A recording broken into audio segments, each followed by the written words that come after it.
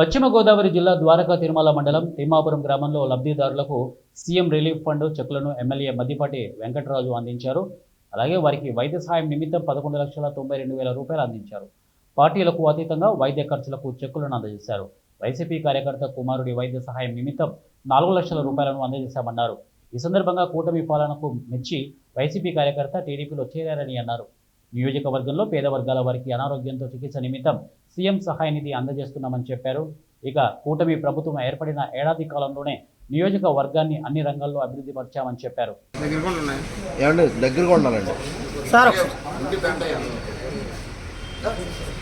Sir మీరు photo ఒకసారి ఇస్తే అయిపోతుంది.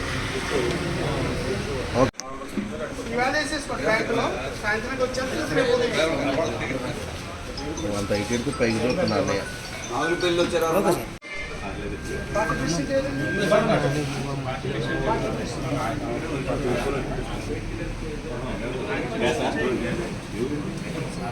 రామనగూడెం బాగా లేరు నారాయణగూడెం చూడలేటు చూడండి